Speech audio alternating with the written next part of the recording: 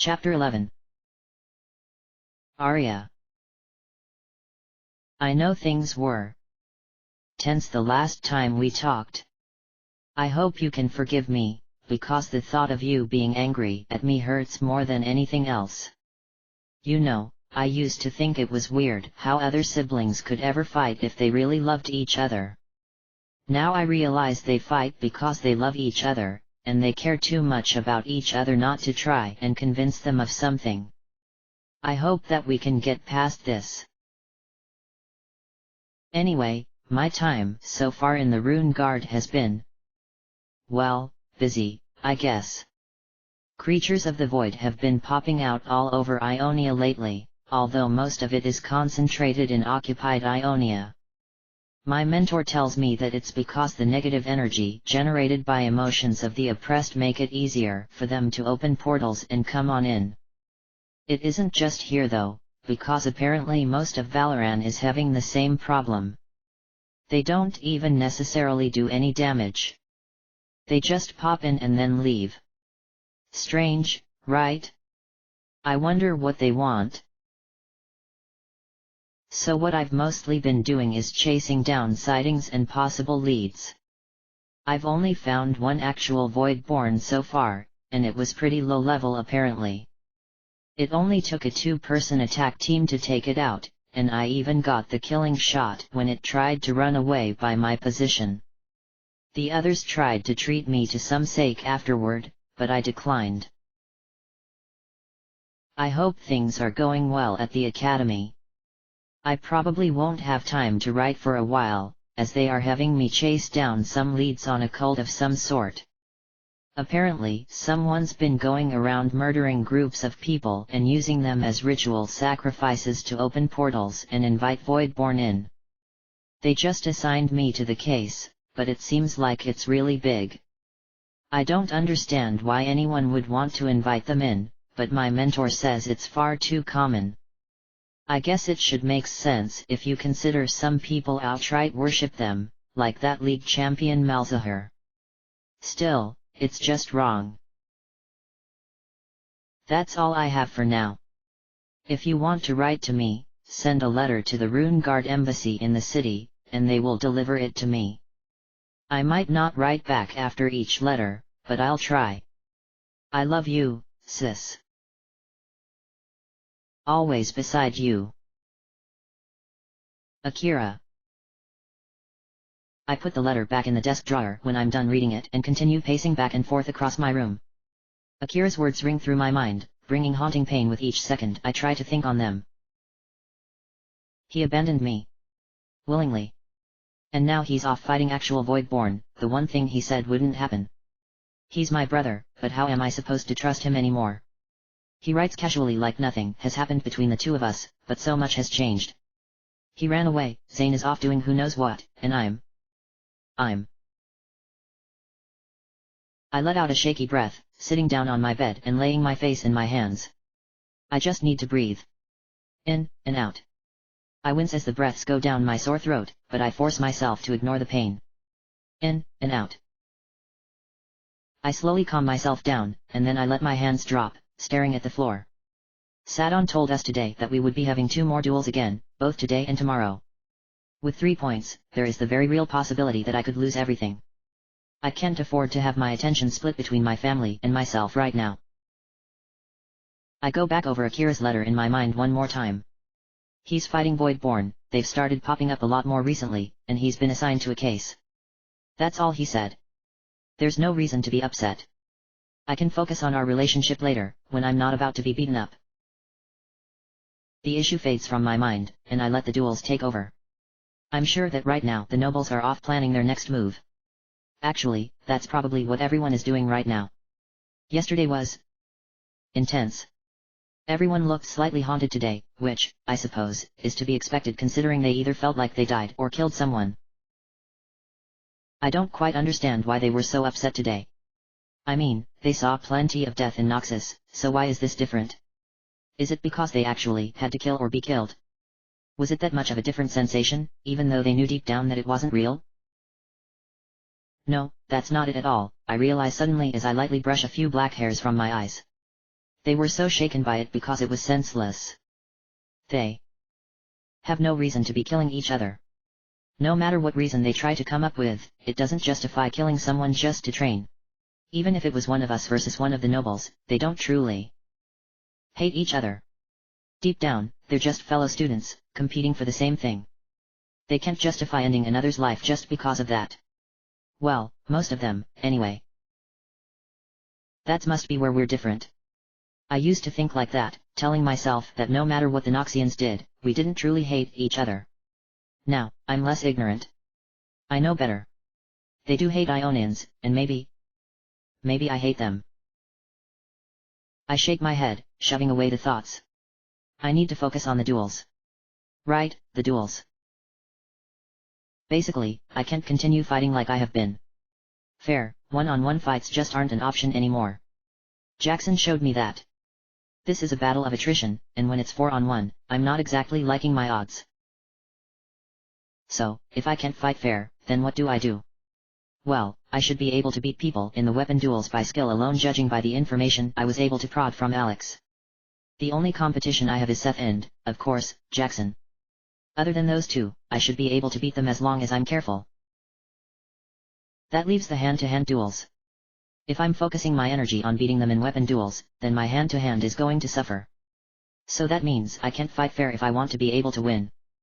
Theoretically, this shouldn't be a problem because for every point I lose in those duels I'll get back in weapon duels. The problem with that line of thought is it means I'm still getting beat up on a regular basis. Losing last time was bad. Very, very bad, evidence being the amount of anxiety and fear I have just waiting to duel again. If I keep losing my hand-to-hand duels, it's going to throw me off mentally, and then anything could happen. One tiny mistake in foot placement, one mistimed swing, one wrong blink of my eyes, and I could end up losing my weapons duel. So what do I do? Silence haunts my room as I stare at my feet. They have me cornered. They might not be able to destroy me individually, but together, they're slowly chipping away at me. I know I'm getting close to my breaking point. They just hate me too much. It fuels them, and gives them strength to keep on fighting me no matter how many times I push them down. It's their greatest strength. I blink my eyes slowly, moving my head to look at the closet door. I slowly stand up and open the closed door, heading over to the workout uniforms as an idea begins to form in my mind. What if I could turn their greatest strength into their greatest weakness? What if I could use their hate against them? What does that leave them with? I feel a flutter in my heart as a plan begins to develop. It's not smart, and there's a good chance it won't even work, but it's what I have. If they're so eager to find reasons to hate me, then maybe I should help them. I slip out of my uniform and put on the workout clothes including the dark jacket. I walk out to my room, and head out to the arena after I check the time. I'll be a few minutes early, but that's probably a good thing. It'll give me time to get used to the crowd. Besides, if this is going to work, I'm going to need to plan out my moves to the exact step. I can do this. This plan will work. It has to. This is a terrible, terrible idea, and there's no way it's going to work. Those thoughts cycle through my mind as I stand in front of the arena, waiting for Sadon to stop pacing back and forth in front of us and begin the duels. The crowd is as big as last time, and I can only imagine how hot it is in the crowded stands with the bright sun and high humidity. A drop of sweat works its way down my nose as Sadon stops, giving us a curt nod. Yesterday was, once again, quite impressive, he says, his teeth flashing in the burning light. I expect the same level of skill to be shown again today. Now, begin the challenges. I hold my breath as everything seems to slow down. This is the most important part of my plan. If they stick to the same plan they had last time, to get me randomly fighting Jackson or someone else who can beat me, my plan will fail epically. The thing is, I don't think they're going to do that. The gambit last time only worked so well because they used magic to ensure I would face Jackson, and they've got to realize that affecting the dice roll twice in a row gives them a higher chance of being caught. Not only that, but they have something more important to do than just get me kicked out. They have something that time and time again Noxians have proven they're willing to die for. They have pride. And I'm willing to bet, between their hate and pride, they're going to change their plan. The problem is, I'm making two major assumptions. First, I'm assuming Sadon wasn't the one who affected the dice roll, and that he'd care if it was affected.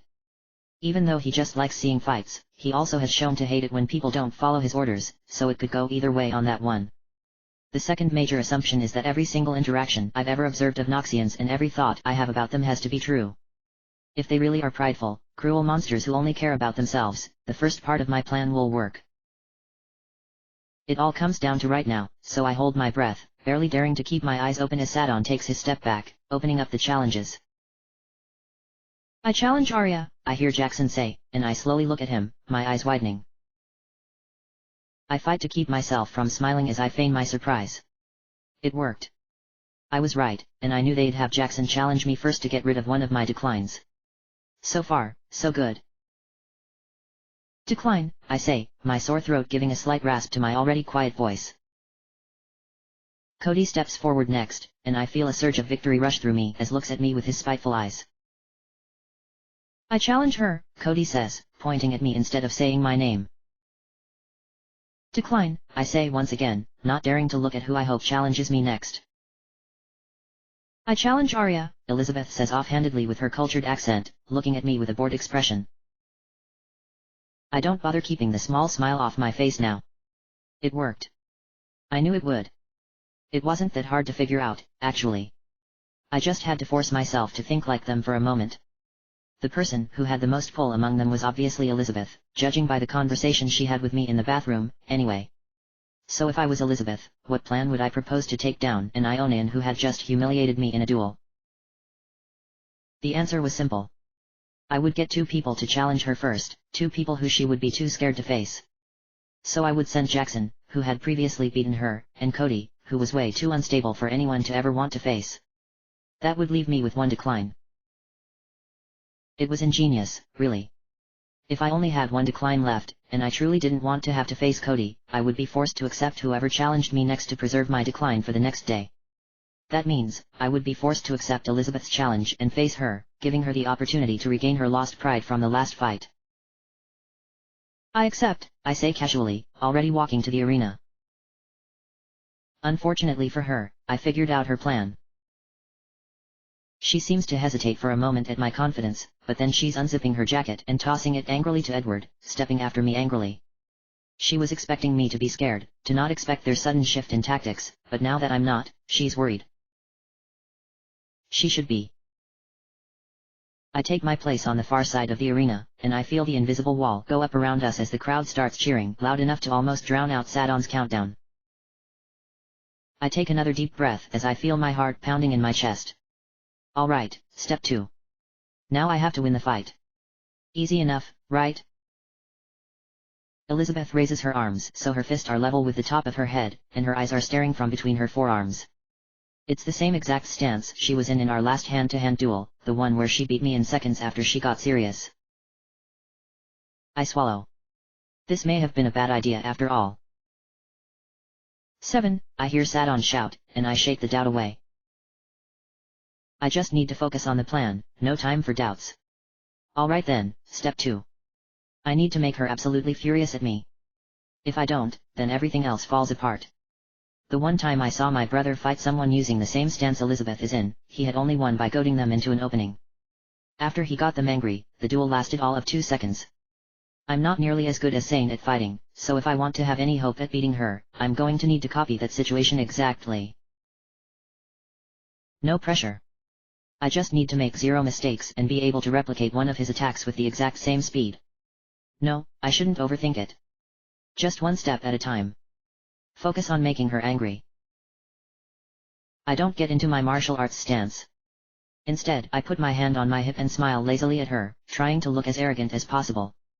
Well, as Noxian as possible, really. I see her eyes tighten at me, but I know it's not enough. I need to go further. Crowd's pretty excited, don't you think? I say, gesturing to them with my free hand. Yeah, she says coldly. I guess they remember what happened last time I fought you in this arena. I force myself to laugh scornfully at her words instead of shivering in fear, and her mouth curls up in anger. Yeah, well, I wonder if they would be so excited if they knew what happened yesterday, between you and me, I say, looking at her playfully. Something ugly sparks in her eyes, and I can literally see her muscles tense up in anger. Sadon's count reaches 0, but she doesn't move as she tries to slowly calm herself down. I don't give her the chance. I slowly start walking diagonally towards my right at her, going towards the edge of the arena, and she matches my move by walking to the same side, her arms still raised in preparation.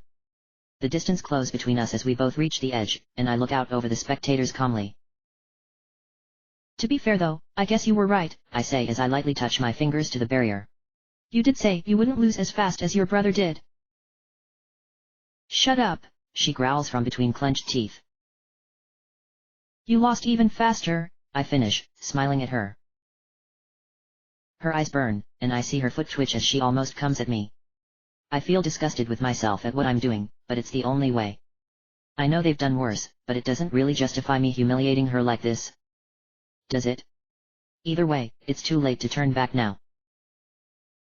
I wonder, did you cry? I ask, pouting mockingly at her. I bet that just made your makeup smear everywhere, didn't it? That must have been embarrassing. Her face glows red, and I see her start shaking in pure rage. Just a little more. Don't worry, I'm sure no one could tell, I say, folding my arms and looking at her smugly. I mean, the way you smear makeup all over your face, it probably didn't look too different afterwards, did it? I'm going to destroy you, she whispers, her voice barely audible even to me. How are you going to do that? I ask simply, tensing myself. When you can't even keep yourself in one piece after a single sword swing. She rushes at me then, letting out a shout filled with her hate and embarrassment, and she shifts out of her stance to an all-out charge. Panic rushes through me, and I quickly abandon my fake smile and calm as I rush back at her. 2 steps in, and we're almost in range. She pulls her right arm back to punch me with all her momentum, and with her speed and positioning, it looks like I have nowhere to dodge to because of the wall on my side. She thinks my only option is to try to block her attack, which would prove absolutely disastrous with the amount of force behind it, especially against my frailty. She's wrong. I take a step towards her with my left leg, and then push off as hard as I can, angling myself slightly to my right. I reach out with my right foot and push as hard as I can on what appears to be empty air. My foot lands on the side of the barrier and I push off, now coming at Elizabeth from the air in an improvised wall jump. I use the momentum from my wall jump to twist my right arm even faster at her, and my fist connects with her face in a jolting smack. The force of the blow travels through my bones all the way up my arm, leaving my muscles screaming in protest, but Elizabeth ends up even worse off than me. Her head jerks violently as she spins away from me, and I land in a crouch at her side as she desperately tries to regain her balance and face me. I put my arms out like I'm going to hug her and lunge forward at her. She regains her balance and starts turning her body around to face me, already readying a punch, but I don't give her the chance. I bring my hands together in a vicious clapping motion, hitting either side of her head with my cupped hands just as she is about to throw her punch. Pain blasts through my hands and fingers as I stumble away from her, reflexively closing my eyes to prepare for her punch. It never comes, and I blink my eyes open, looking at Elizabeth from my awkward, last-second defensive stance. She stands with her arm halfway thrown into a punch, not moving a muscle. Her eyes peer at me curiously, looking foggy and unfocused. She tilts her head and opens her mouth as if to say something, but then her eyes roll back up into her head, and she falls to the ground like a ragdoll. And just like that, the duel is over only seconds after the first punch was thrown. I notice the silence, and I slowly look around at the crowd. Most have expressions of absolute surprise, but as I look at them, they start cheering, and the noise turns to a roar of approval. The duel may have ended quickly, but it had been quick, dirty, and brutal, just the things they wanted to see. I feel bile in my mouth, and I walk briskly away from Elizabeth, stepping off the platform when the wall falls. I don't look at anyone as I retake my position in the line, staring at the ground. No one around me says anything, and I do my best not to fidget under their gazes. Someone must eventually have woken up and brought Elizabeth back because Sadon steps forward, and I can hear the approval in his voice. So, he says lightly. Who wants to go next? He gets the next duel started, and because no one issues a challenge, Jackson ends up dueling against Edward. I don't pay much attention to it because I know what I'll see. Jackson will slowly beat Edward, not because he's going easy on him, but because he wants to beat him in the least humiliating and painful way possible. They may be allies, friends even, but that's all the mercy they'll get from each other. I feel a slight nudge against my right elbow, and I look up to see Alex standing next to me, with a smile on his face. Past him, I can see Molly and Xander both grinning widely at me, while Seth and Devin give simple nods as they notice my glance. You're just full of surprises, aren't you? Alex says, smiling for the first time all day. I return a weak smile, not trusting my voice. I did it. I won the fight quickly, simply, and without any real hassle on my part, just like I wanted. This was the type of win I needed, and with it, I can focus on my weapons duel like I originally planned. Elizabeth brought that on herself, and it's not like she and her friends don't deserve what I'm doing. They started the fight, and they were even the ones to start playing dirty, so it's not like what I did is unjustified. I did the right thing. Still, I can't shake the slight sense of guilt at the edge of my heart. The move I used could outright kill someone if done correctly, or incorrectly, I suppose. But it was my only option. She even deserved my cruel words, and it's not like my taunts were solely to torment her. It was necessary for my plan to work, for me to survive. I shouldn't feel guilty, and I don't. Mostly. The duels go by slowly because they end up being fairly even fights. The only one that really makes my breath catch is Devin and Cody's, but Devin manages to hold on and tie the fight, just like every other time. Alex goes against Molly, which ends in another tie, and Seth manages to pretend to be fighting all out while still making enough mistakes that Xander can take advantage of to stay in. All in all, the only people who end up losing points are Elizabeth and Edward, something both of them look acutely aware of as we walk to the training room for our next duels. I ignore them the best I can, but their vengeful gazes make the back of my neck tingle. We reach the training room, and once again we line up and wait for Dumont and Fairfax to get everything ready. I hold on to my katana tightly, trying my best to control my breathing as I think about what comes next. Begin the challenges, Fairfax says finally, and my eyes snap up to him. I challenge Arya, Jackson says, and I shiver. They expect me once again to decline. That way, I will have no declines to use tomorrow. Once again though, I won't play into their hands. I accept, I murmur, wincing at how weak my voice sounds. I get surprised looks from almost everyone in the room, but I ignore them as I lay down on the reclining chair and begin the summoning process. It feels more familiar now that I've done it for another day of practice, and it takes me even less time to create my shell and leave it waiting for me. Jackson takes longer, and as I wait, my heartbeat slowly starts ramping up until my pulse is pounding in my head. Jackson is one of the few who I know for a fact is on even ground with me when it comes to weapons. One mistake in this fight, and I could go down. Just one mistake. He finishes casting his spell, and after we both give our consent to Dumont, we're sent in. Once again, I feel the weird falling into water sensation as I land in my shell, and I instantly take a deep breath, inhaling the crisp, warm air of the battlefield. Jackson stands across from me in the grassy clearing, wearing light black leather armor that fit tight across his muscled form. He wears no sleeves to give himself more mobility, and in his right hand he holds a glaive, a spear with a single-edged blade instead of a small tip. He gives it a few spins before he grabs it with his other hand too, facing me seriously. I push my blade from its scabbard with my thumb, and draw it, facing him sideways with my right side in front. I wield my katana with two hands, my right one close to the guard on the hilt, and my left one at the very bottom. I take a few breaths and shake my muscles a few times to get used to the unconfining Ionian clothes I wear, and then I wait. Dumont's voice begins counting, and neither of us move an inch as it slowly goes down. I stare at Jackson's glaive, forming my tactics quickly. Jackson has superior strength, endurance, and a longer reach than I do, but the length of my katana is enough to not seriously put me at a disadvantage reach-wise, which just leaves his strength and endurance. I need to focus on parrying his attacks, using my speed to stay at the edge of his range. The only problem is, if I underestimate the range of his glaive even once, I'll end up losing. Figuring out just how far someone can attack with a polearm type weapon isn't easy either, considering they can use sweeps and lunges to enhance their range further than one would expect. Against a swordsman with no experience handling or fighting against a polearm, it makes a perfect weapon. 0, Dumont's voice echoes out, and the fight begins. Jackson doesn't make the same mistake Elizabeth did by rushing forward without thinking. Instead, he simply chooses to advance with slow steps, closing the distance. I knew he wouldn't make the same mistake, which is why I drew right away, and I begin shuffling my steps toward him also. I make sure to keep my balance centered at all times, keeping my weight on the balls of my feet. We end up reaching close to the center of the clearing at the same time, and we both stop. He doesn't make a single move, and I elect not to either. For a while, it is completely silent as we face each other, waiting for any opening. Whatever happens next will be fast and violent, and in all likelihood, will determine the entire duel. I stare at the monster who crushed my windpipe yesterday without a second thought, and I feel a flutter of fear in my belly. My throat feels dry, and I briefly wonder whatever made me think this fight would be any different from the last one.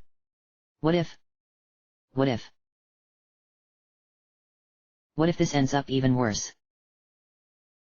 A slight, cool wind blows through the clearing, rustling the tree branches and blowing my loose martial arts clothes around me. One of my loose strands of hair that I kept out for style blows into my eye for a brief second, slightly obscuring my vision.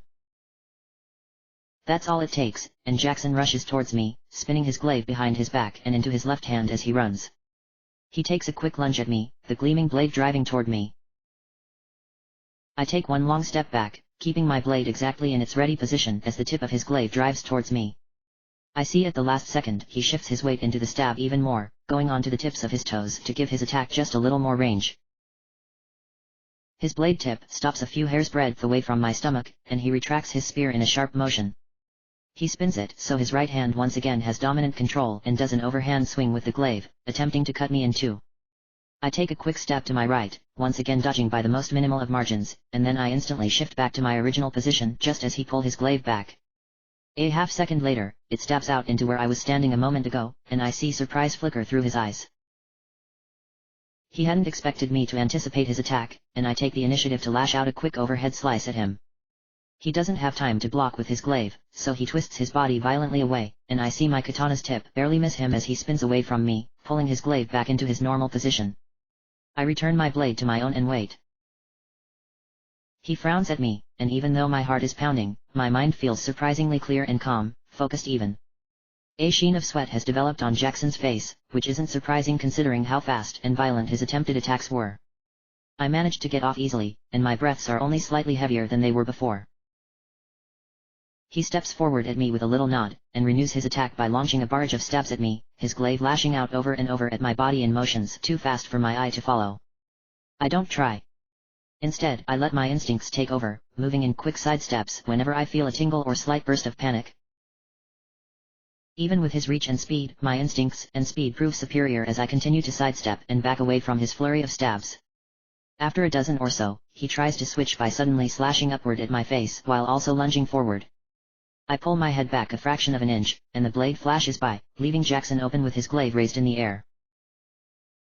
I stab forward at him, performing a lunge of my own this time, but he barely manages to pull the butt end of his glaive towards his face as he also twists away, and my sword scrapes along the back length of the weapon.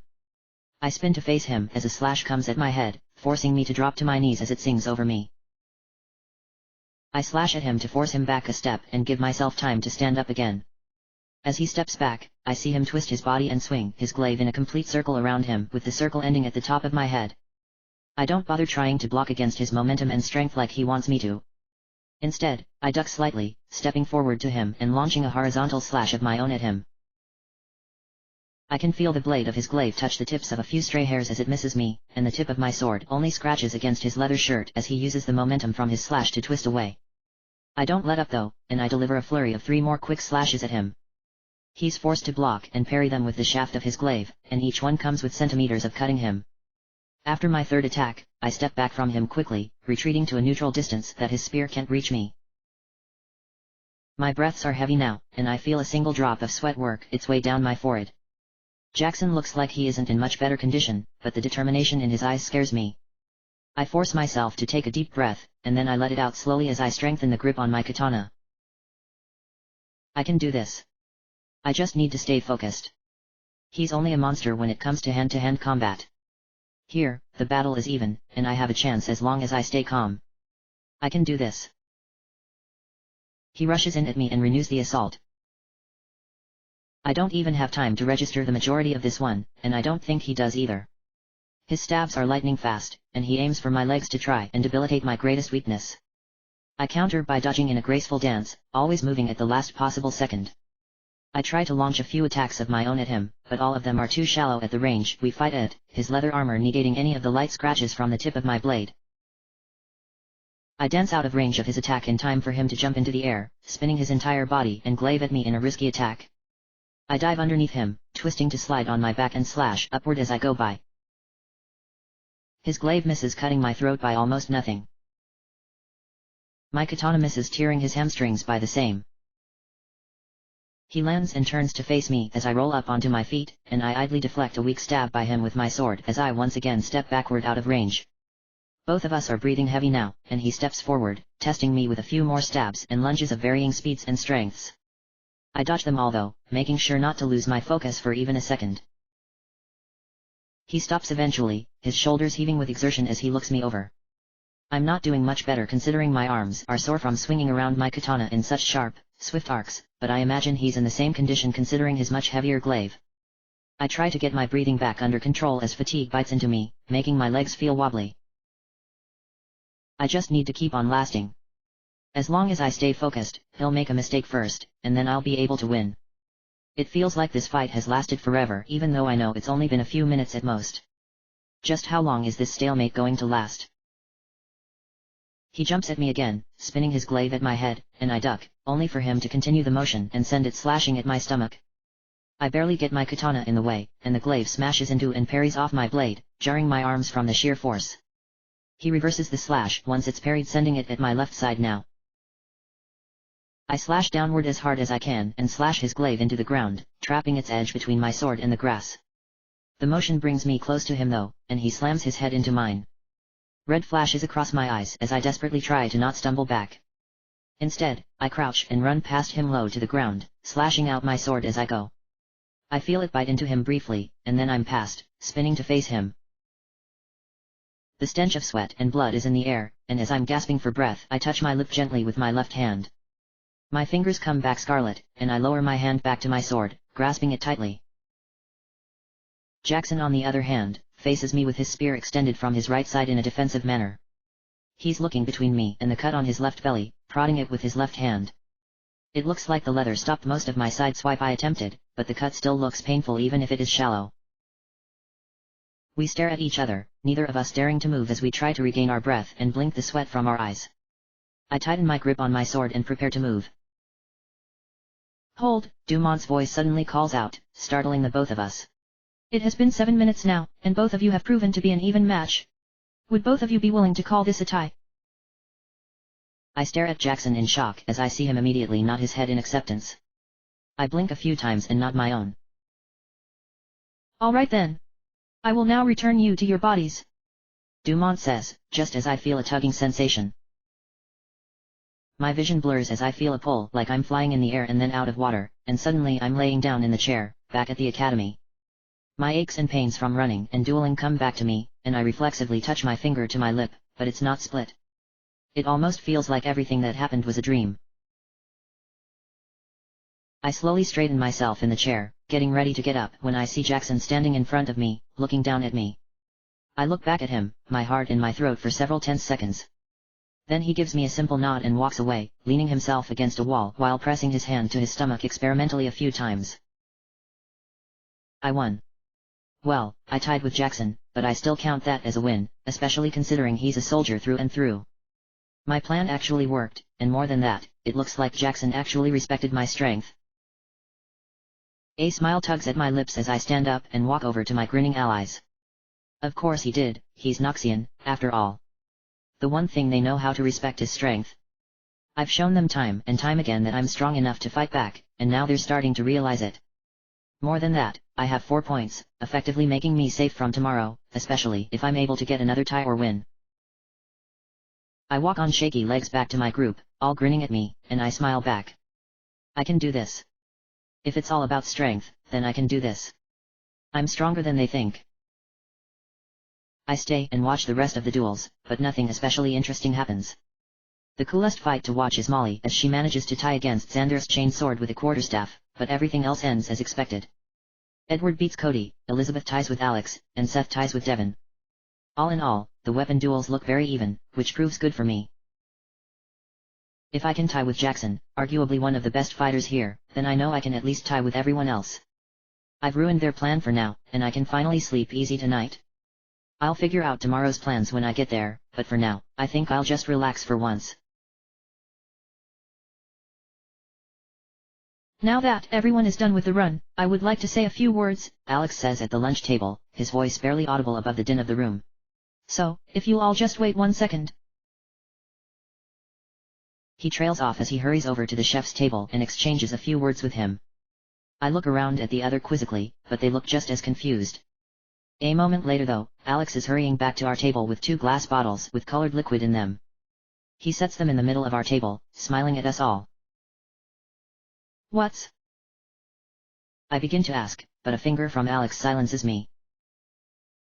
So, yeah, I had a little talk with the cook over there, he begins, looking over all of us seriously. And, as it turns out, he had an extra bottle of firewater and clear spirit. I was worried about them going to waste, so I offered our services. Now, considering, recent events and how well we've been doing, especially a certain someone who will remain unnamed. He looks at me with a wink, and I grin with the others. I thought today would be the perfect day to celebrate. So, not only do we have this, but also some cupcakes on the way. So please, dig in. He flourishes his hands with a little bow and waits expectantly. Molly looks around at the lot of us, all grinning, and she slowly raises her hand. She begins, her smile almost apologetic. 2 questions. Ask and ye shall receive, Alex says, swishing his blonde hair over his shoulder extravagantly. First, do you have any glasses for these? Molly asks, and Alex's eyes go wide. Right, just wait here a second, he says, rushing back towards the cook. A moment later he's rushing back carrying 6 extravagant-looking goblets in his arms, and he almost drops one as he reaches us. He slowly hands one out to everyone, and I take mine with a small nod and smile. He claps his hand and looks back at Molly. Question 2. He asks. What's firewater and clear spirit? Molly asks, and about half the jaws at our table hit the floor. UUVE never. Alex stutters, shaking his head. Oh man, are you in for a treat? How to explain it? Firewater has a dark, rich taste that burns your throat and brings warmth to your whole body when you drink it, and clear spirit has a light, soothing effect with a pure taste. It's sort of hard to explain, really, but you can always just try both. Right. They're not alcoholic though, right? Molly asks seriously as she reaches for the clear spirit bottle. I wish I mean no, of course not. That would be irresponsible.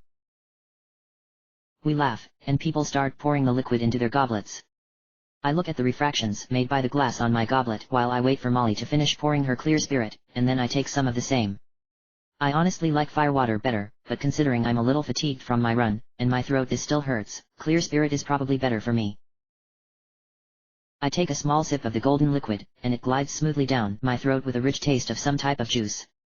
The liquid seems to spread through my body, and after just one sip, I can feel alertness returning along with relaxation to my muscles. A second later, the cook comes by with a small trolley laden with cupcakes. They all look to be rich chocolate cupcakes with a smooth white icing on top. Only one looks different, and as he's handing them out, I realize that one is for me and I almost laugh. It has a dark blue frosting with purple swirls mixed in, the color of Ionia mixed with the color of my aura. Thank you, I say, smiling at him, and he nods back, walking away with a little skip in his step. I take a bite of the cupcake after another sip of clear spirit and am instantly impressed. The chocolate is soft and rich but not dry, and the sugary frosting helps lessen the strength of the chocolate's taste just enough to make both flavors complement each other. After I finish my cupcake, I slowly stand up, looking at everyone with my cup raised. I would like to propose a toast, I say, looking at Alex with a grin. To Alex, for planning this surprise for us, and also for his always eloquent speeches. A few people laugh including Alex as they stand up, and we clink glasses together. I have to reach far over to get Alex's, and I make sure to clink his with enthusiasm, which he returns. I sit back down again, drink the clear spirit and talk with the others. All the while, I can feel the hateful gazes of the nobles on us. All the while, I just don't care. Eventually, lunch ends, and we go down to the training room to practice making shells. Most of us have it after 2 straight days of practice, but apparently Dumont wants to make sure we can do it over and over again without getting tired, which seems fair enough considering how many times shells get resummoned in a league match. I start creating shells over and over again until eventually my mind wanders. I wonder what the spell is like to transfer consciousnesses to a shell. Logically, it actually shouldn't be that hard. In fact, I bet someone could create a shell and transfer their own consciousness by themselves. So is that the next step, then? Learning how to do that? I frown as something feels off when I reach out to my magic. I try reaching out again, but it feels far away and statusy. I concentrate harder, and I can barely reach it. As I begin forming the shell, the magic snaps away from my concentration, and I'm left gasping for breath. My body feels hot and weak, enough that my legs shake at me just trying to keep standing. I wipe away some sweat from my head and blink in surprise at how hot my head feels. As I'm feeling my forehead again, someone knocks on the door. It's time to move to weapons training, I hear Fairfax say through the door. I slowly walk towards it, my steps shaky and slow, and I open the door up, walking to the main training room with the dummies and weapons. Everyone else is already there, some talking while others actually practice with some of the wooden weapons. Fairfax is nowhere to be seen, so I slowly make my way over to my group, who listen to Xander tell some sort of story. Whoa, Arya, Alex says, interrupting Xander. What happened? Are you okay? What? I ask weakly, my body feeling like it's on fire. Do I really look that bad? Yeah, you do, Alex says, worry in his voice. Look, I'm going to go get the doctor guy down here, I'll be right back. I frown as he starts walking briskly towards the door. Do I really look that bad? I mean, sure I feel absolutely horrible, but how bad do I look to warrant him getting the doctor right away? I'm sure it's nothing, and he's just overreacting. It'll pass. I open my mouth to say those exact words when suddenly my vision darkens as my stomach screams in absolute agony. I double over as it starts churning violently around, throwing a hand over my mouth. The air feels 1,000 degrees warmer, like I'm standing in the center of the sun, and my body shakes with racking, nauseating pain from my stomach. My allies are crowded around me where I lay doubled over, groaning in pain, and I see that Alex broke into a full-out sprint the second I fell to my knees. I push myself to my feet as my stomach starts churning once again, and I sprint towards the bathroom, praying that my wobbly knees can sustain me long enough. As I pass by the nobles, my eyes land briefly on Elizabeth and Edward. Elizabeth smiles cruelly at me while Edward's shoulders shake with laughter. Then I'm out of door, and they disappear from sight. I manage to make it to the toilet before I lose my lunch, but only barely. I heave up the entirety of my lunch for what seems like forever, and then I'm left gasping, leaning against the wall with a burning throat and aching stomach. My eyes are watery, and I still feel way too warm, but throwing up seems to have helped me somewhat. I hear a noise and I look up to see Molly standing in the entrance to the stall, looking at me with worried eyes. When she sees me, she clenches her fists and purses her lips tight, walks away. A moment later, she returns with 2 damp rags. She dabs at my mouth with one and then puts the other on my head. I try to smile at her, but everything feels heavy and far away. She just gives a sympathetic smile back and sits down next to me. You really don't have to stay, I begin, only to have my stomach start churning again. I vomit into the toilet again, violent enough that my stomach muscles hurt. Molly says nothing and just keeps on cleaning my mouth. My eyes get blurry from the fatigue, pain, and heat, and I only vaguely register Molly leaving for a moment and coming back with the head rag cool and damp again. Alex says the doctor won't give him anything to help you, Molly says quietly, her voice surprisingly calm. He says as long as it's just a normal sickness, part of your training is fighting through it. I vomit once again, mostly just dry heave really, but it still hurts. A lot. I slowly look at Molly as she dabs at my mouth. I open my mouth to speak, but she shushes me, looking at me compassionately. We all know one of the nobles poisoned your food today, but we can't prove anything. Hopefully though, we can get you an exempt from the duels today. Alex is talking to Dumont right now. I let out a groan and nod blearily, letting my eyes close shut as more waves of pain and fire rack my body. Of course they did it. I should have seen it coming. I should have known this wasn't about strength, and it never was. This is about winning, about proving a point. Ionians are weak, and no matter what, Noxus will always win. I shudder, and try my best to calm down my stomach. It's useless though, and I end up vomiting randomly throughout the hours. Molly stays with me the whole time, dabbing my mouth and refreshing the rag on my forehead as I groan and shift about. There's a loud knock on one of the walls, and I see Molly get up and leave, appearing back a moment later. She looks pale and angry, her hands shaking. She gives me a weak smile and puts a hand on my back and arm. It's time, she says softly. Come on, let's go. She helps me up and puts my arm around her shoulder. I try to protest as she helps me out, but my legs are too weak to walk on without her help, so I let her half carry me out. We stop at my room, where I change into my workout uniform by myself. Then I step back out, where Molly helps me walk again. The stairs prove trickier, but we manage with a few breaks. Then we're outside, the sun blindingly bright in my hazy vision. I stumble over with Molly to the arena and the crowd. Everyone else is already there, waiting for us, and we take our place in line without a word as Sadon watches us calmly. He walks over and grabs my chin, forcing me to look at him. My eyes are blurry, adding a hazy harshness to his young but vicious features, especially the metal studs. The feeling of his fingers on my chin disgusts me, and I almost vomit again. I force myself not to though, and he lets go a second later with a small snort.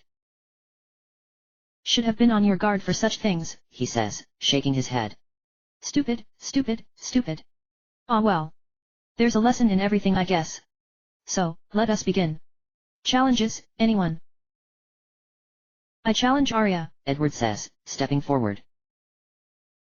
I look at him from where I'm hunched over, slowly looking between him and Elizabeth. She smirks at me, and a sudden realization hits me. Her words earlier about her accepting the plan had been about this. She didn't say those things in the bathroom just to scare me. No, she meant it when she talked about their plan being absolutely brutal. She tricked me into false security, and me winning only helped me play into their hands. I accept, I gasp out, stepping away from Molly's support. Arya, Alex says, and I look at him. He looks away, hands clenched into fists. He was going to say don't do it. But he knows I have no choice.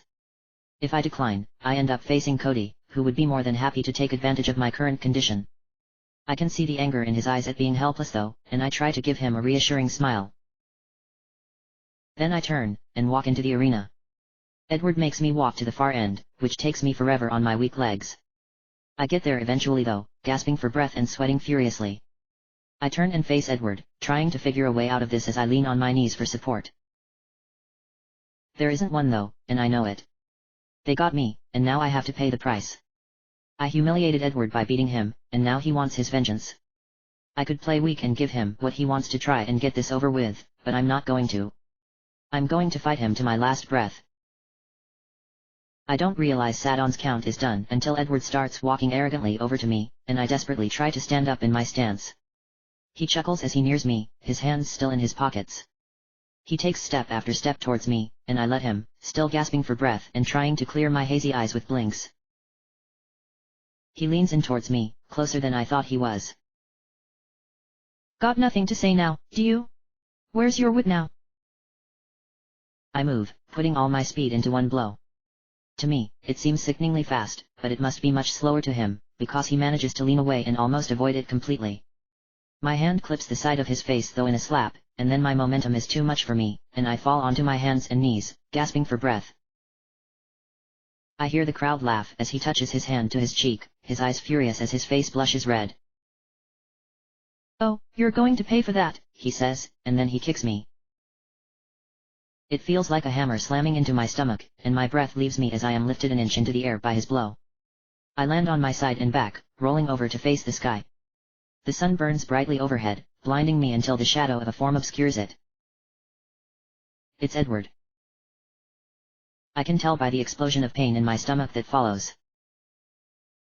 I let out a choked scream of pain as I roll away, getting on my hands and knees, trying to crawl away. A second later I'm forced to stop as the nausea from all my movement catches up to me, and I vomit on the arena, mostly just spit and bile. A second later a hand grabs me by my hair and forces me onto my shaky feet, painfully yanking me up. I'm dragged a few steps and then thrown into the barrier, and I desperately try to stay standing as the world spins around me. Something grabs my face and forces me to look straight. A second later, I feel a fist strike me hard enough to add stars to my hazy nausea, and I fall to the ground. I see something red on my nose, and then there's motion as I barely make out a foot coming towards my face. It hits me hard, pain spreading throughout my head, and I groan as I pull my arms around my head and curl into a defensive ball. A second later, a hailstorm begins, and blow after blow rains into my body. I lay there, and take it, crying silently in pain as I hear Edward rave at me between the kicks and punches. I don't bother trying to get up, and Edward seems content with that. He just keeps kicking me over and over and over again. And again. And again. I squeeze my eyes shut as pain flood through my body time and time again, and I can already feel the bruises forming, screaming out in cruel agony. I take it though, shuddering under his blows as I desperately try to stay awake and not vomit again. Eventually, a blessed end comes to the blows. I stay in my curled up ball, waiting for more to come as pain rings through my body.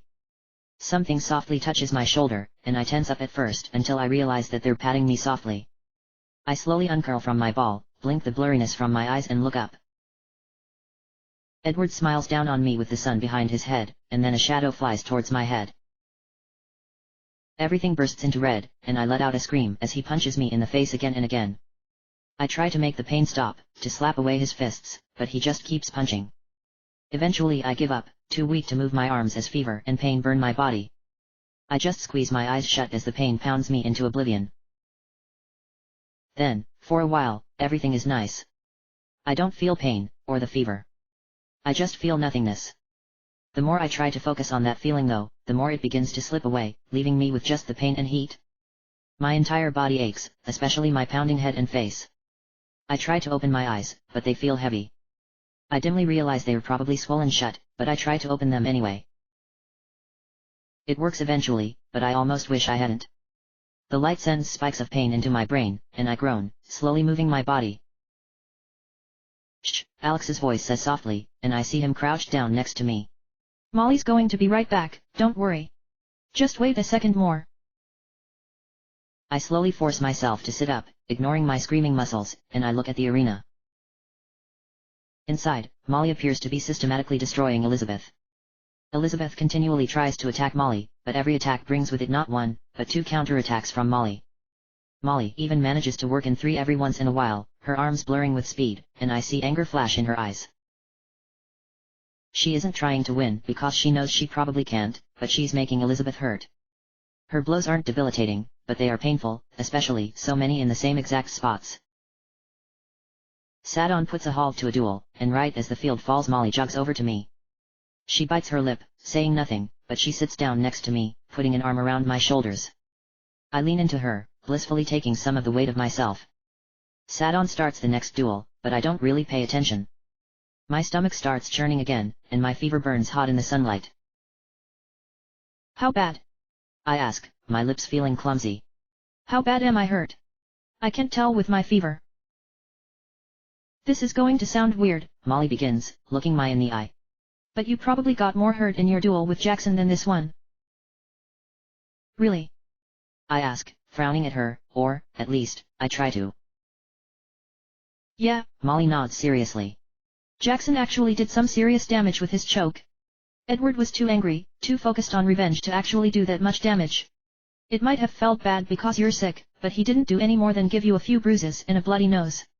Sadon actually stopped it before it got too bad. Well, that's something at least, I say sarcastically, closing my eyes as more nausea rolls through me. The duels go by painfully slow, and I don't bother trying to keep track of who fights who or how they fight. My head feels too hot to think of anything else but how much pain I feel. Eventually though, Molly helps me to my feet, and then down to my room to grab my sword. Then we're off to the training room, and as we enter, I lay down on the chair with a groan. Fairfax looks at me, his face completely blank. I just turn to Elizabeth, ignoring him. Let's just get this over with before I throw up again, I say, staring at her. I accept. She smiles lightly, giving me a petty wink, and walks over to her chair, also laying down. I notice she limps as she walks, and she holds her gut as she breathes shallowly. You look in more pain than I am, I mumble, receiving a sneer in reply. I close my eyes and try to focus my concentration. It takes me a long time to block out the pain and the fever. When I do manage to concentrate, I see that I can't actually make my shell perfectly healthy, just like I suspected. Whatever they put in me is blocking my magic, almost completely stopping me from using it in the first place.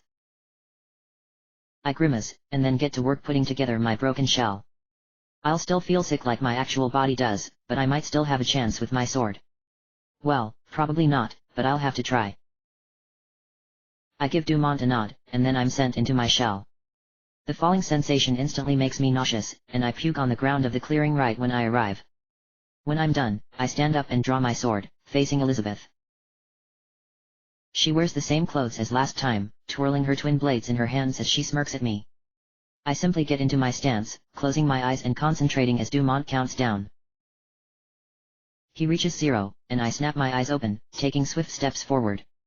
Elizabeth once again rushes at me, juking left and right.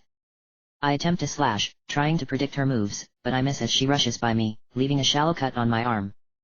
The cut burns sharply, and I grimace as I turn to face her, parrying a blade on the way. I don't see the other blade until it's too late, and it cuts lightly into my side, leaving another burning line on me. I try to back up, but my body is weak and slow, and Elizabeth easily keeps up with me, occupying my sword with one of her own while she leaves paper cuts across my body with her other.